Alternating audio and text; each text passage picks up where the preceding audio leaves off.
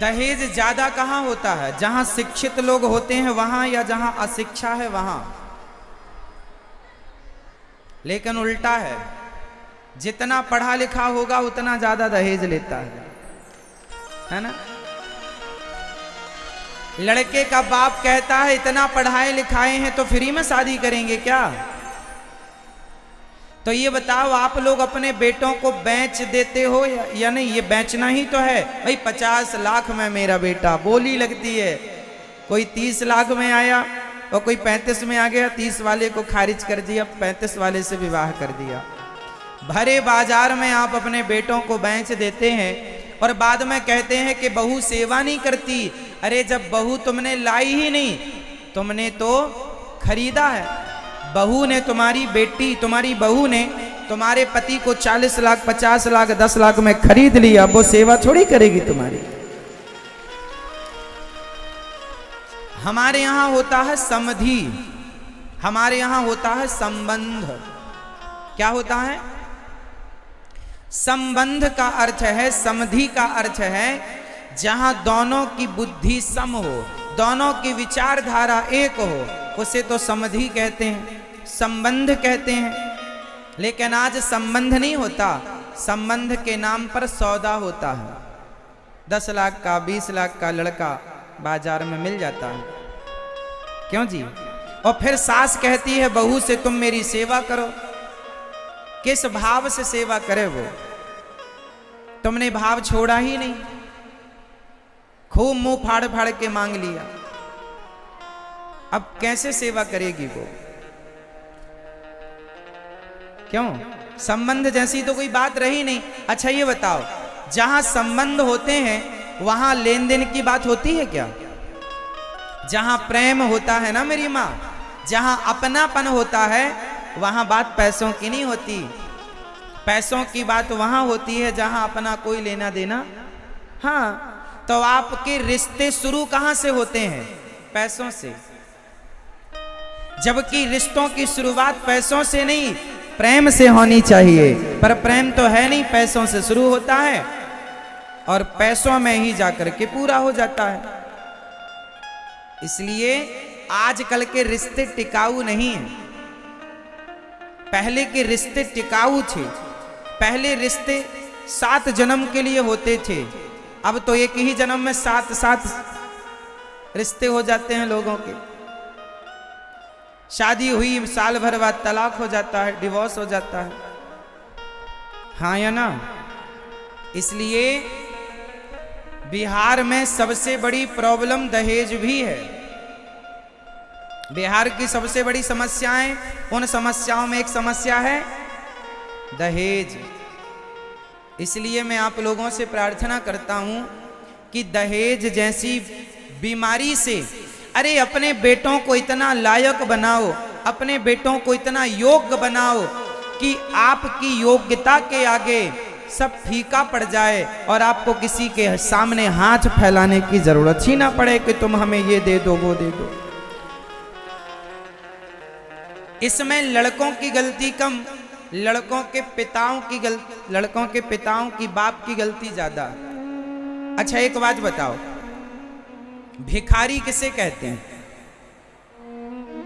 जो मंदिर के बाहर भीख मांगते हैं उन्हें भिखारी कहा जाता है। जो मंदिर के बाहर भीख मांगे उन्हें भिखारी कहा जाता है। और जो घरों में, महलों में बैठकर दहेज मांगे, बताओ उन्हें क्या कहा जाएगा? अरे मंदिर के बाहर बैठने वाला भी भीख मांगता है और तुम जो दहेज मांगते हो ये भी तो, ये क्या है? क्या है ये से बताओ, जोर से बताना, क्या है ये? अरे मंदिर के बाहर बैठकर मांगने वाले को भिखारी कहते हैं और दहेज मांगने वाले को भिखमंगा कहते हैं। ये भिखारी नहीं है। कौन है ये? भिखमंगे। ससुर जी हमें गाड़ी दे दो, ससुर जी हमें गाड़ी दे दो। क्यों? जब तेरी औकात नहीं है गाड़ी खरीदने की तो भीख क्यों मांगता? तुम्हें शर्म भी नहीं आती? अरे सपने देखना है, गाड़ी में बैठना है तो अपनी मेहनत के बलबूते पर गाड़ी खरीदो। यदि ससुर ने गाड़ी दे दी और तुम उस गाड़ी को चला रहे हो तो तुम तो केवल ड्राइवर कहलाए ना, मालिक तो ससुर कहलाएगा, क्योंकि गाड़ी उसकी है, तुम्हारे बाप की तो है नहीं। तुम तो केवल ड्राइवर हो। क्यों अपना स्टेटस कम करते हो? अरे मेहनत करो, गाड़ी चाहिए तो अपने बाप से कहो, ससुर से क्या कहते हो? अच्छा इसने मांगी है गाड़ी, अरे तभी ये मुंह ढक रहा है, मुंह दिखाने के लायक नहीं रहा अब।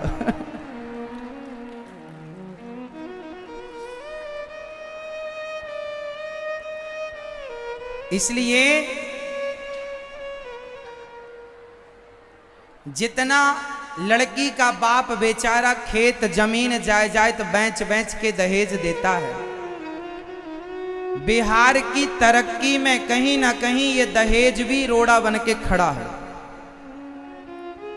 इसलिए ये दहेज अच्छी बात नहीं है। अपने बच्चों को योग्य बनाओ। मांगे से मरना भला, मत मांगो कोई भीख, बिन मांगे मोती मिले यह सतगुरु की सीख। एक बाप ने अपनी बेटी दे दी, बताओ बेटी से कीमती पैसा है?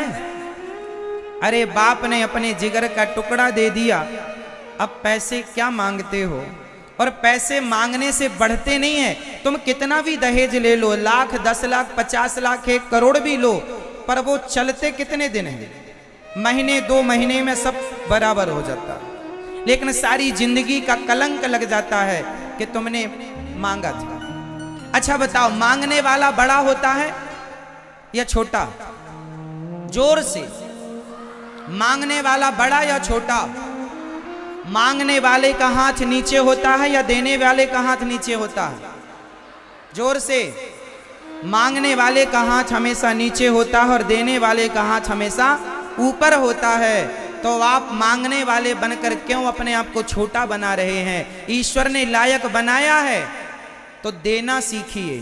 देना मतलब दहेज नहीं, समाज को शिक्षा दीजिए। आप समाज के काम आइए, सेवा कीजिए। लेने वाला हमेशा छोटा होता है, तो लेकर छोटे क्यों बनते हो? आप तो मिथिला के लोग हैं। आपको पता है जनक जी ने सीता मैया के विवाह में क्या दिया था? क्या दिया था? तो जब सीता मैया का विवाह हुआ और दशरथ जी को, राम जी को जनक जी ने खूब धन धान्य दिया, तो दशरथ जी ने जनक जी ने जितना दिया, दशरथ जी ने सारा का सारा लौटा दिया, गरीब जनता में बांट दिया कि हमें इसकी जरूरत नहीं है, हमें तो सीता जैसी बहू मिल गई, इससे बड़ा कोई धन हो नहीं सकता। सीता जैसी बहू मिल गई, इससे बड़ा कोई धन हो नहीं सकता। सारा बांट दिया श्री दशरथ जी ने, और दशरथ जी ने जनक जी को प्रणाम किया। समाज में कितनी उल्टी रीत है। अच्छा ये बताओ, देने वाला बड़ा होता है कि लेने वाला? जोर से। देने वाला बड़ा हो गया। तो बताओ, लड़के का बाप देता है या लड़की का बाप देता है? लड़की का बाप देता। फिर भी समाज में रीति देखना, लड़की के बाप को ही लड़के के बाप के पांव छूने पड़ते हैं। एक तो तुम्हें भिक्षा दे, एक तो तुम्हें भीख दे, और ऊपर से तुम्हारे पांव भी छुए, है ना? यदि अपने आप को बड़ा बनाना है, एक तो आप लड़के के बाप हो के कहते हैं जी हम बड़े हैं। जब बड़े हो तो मांग कर छोटे क्यों बन रहे हो? बड़े हो तो बड़े ही रहो ना। बड़े का अर्थ होता है कि हमें आप अपनी योग्य लड़की, संस्कारी लड़की दीजिए, जो आपकी श्रद्धा है वो दीजिए। हम मांगेंगे नहीं कुछ साहब आपसे, मांगे से मरना भला। ये तो आपका बड़प्पन हुआ। एक तरफ आप मांगते हैं और दूसरी तरफ यदि पैसा कम देता लड़की का बाप तो सारी जिंदगी अपनी बहू को टॉर्चर करते हैं कई बार तो लड़कियों को जिंदा जला दिया जाता है। अब तो ये केस शायद कम हो। बिहार में कैसे हैं ये केस? हैं, कम होंगे। एक जमाना था कि मिट्टी का तेल डाल के जिंदा जला दिया जाता था लड़कियों को। हाँ या ना? कितनी घिनौनी हरकत है ना ये। संस्कारी लड़की बहुत होती है।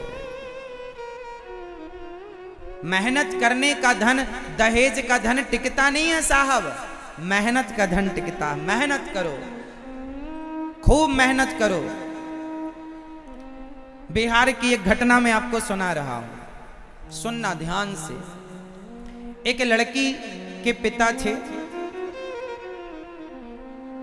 नौकरी करते थे, 10-15 हजार रुपए उन्हें तनख्वाह मिलती थी। एक बेटी थी, एक बेटा था। बेटी बड़ी हुई, शादी फिक्स कर दी। फलानी तारीख को बारात आ गई। मंडप के नीचे जब फेरे पड़ने की स्थिति आई और कन्यादान का समय आया तो उस दुल्हा लड़का मचल गया। बोले हमें तो गाड़ी चाहिए, कार, 4 चक्के की 4 व्हीलर चाहिए। लड़की के पिता ने कहा, दामाद जी, हमारे आपकी ऐसी कोई बात नहीं हुई थी कि हम आपको गाड़ी दें। हमारी इतनी हैसियत नहीं है कि हम आपको गाड़ी दे सकें। लड़की, वो लड़का दुल्हा मंडप के नीचे बोला, नहीं हमें तो गाड़ी चाहिए वरना हम शादी नहीं करेंगे। उठकर जाने लगा। लड़की के पिता ने सोचा कि राम राम, समाज में बड़ी थू-थू हो जाएगी, बड़ा नाम बदनाम हो जाएगा कि बेटी का विवाह मंडप के नीचे से रुक गया। समाज में फिर हमारी बेटी का विवाह नहीं होगा। बेचारा सीधा साधा भोला भाला बाप था। बेटी के लिए क्या नहीं करता बाप।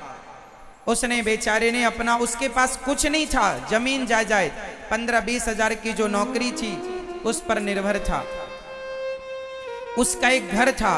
उस बाप ने अपने घर को गिरवी रखा और गिरवी रखकर जो पैसे मिले उससे वो गाड़ी खरीद कर अपनी बेटी की खुशी के लिए उस दामाद को दिया और चला गया। एक दिन वो लड़का अपनी पत्नी को गाड़ी में, उसी कार में, दहेज की कार में घुमाने ले गया। सामने बड़ी तेज गाड़ी चला। दहेज की गाड़ियां भी ना बड़ी तेज चलाते हैं लड़के। तेज चला रहा, लड़की समझाए, धीरे चलो, धीरे चलो, धीरे चलो। ओ तेज चलाई जा रहा, तेज चलाई जा रहा। सामने एक मंदिर में भंडारा था। एक अपाहिज भिखारी सड़क पार कर रहा था। अब जैसे ही वो अपाहिज सड़क के बीच में आया, इसकी गाड़ी आ गई। इसने ब्रेक दबाया, घिसटती हुई जाकर चिपक कर खड़ी हो गई उस भिखारी अपाहिज व्यक्ति से गाड़ी। साहब को गुस्सा आया, क्यों रे, भीख मांगते रहते हो, कमा कर खा नहीं सकते? अभी गाड़ी के नीचे आ जाते, किसका नुकसान होता? यही मेरी गाड़ी मिली थी तुम्हें मरने के लिए, जाओ। लड़की ने समझाया अपने पति को, गुस्सा ना करिए, और 100 रुपए निकाल कर उस अपाहिज भिखारी को उस लड़की ने दिया। उसके पति ने गुस्से से कहा, क्या जरूरत थी इसे 100 रुपए देने की, ये कमा कर खा नहीं सकता क्या? तब उस लड़की ने मुस्कुराते हुए अपने पति से कहा, स्वामी जी, ये तो अपाहिज है, इसका तो भीख मांगना मजबूरी है, क्योंकि अपाहिज है, पांव टूटा है एक। भीख मांगना इसकी मजबूरी है, पर आपके तो दोनों पांव सलामत हैं, आपकी तो कोई मजबूरी भी नहीं थी, फिर भी तो मेरे बाप से आपने मंडप के नीचे भीख मांगी कि नहीं? इसका भीख मांगना यदि गलत है तो आपका भीख मांगना सही कैसे हो सकता है? यदि ये अपाहिज है तो आप तो अपाहिज नहीं है, फिर क्यों ये दहेज के टुकड़े क्यों मांगते हो? वो लड़का शर्म से सिर झुकाकर खड़ा रहा। सारी जिंदगी शर्म से क्यों जीना?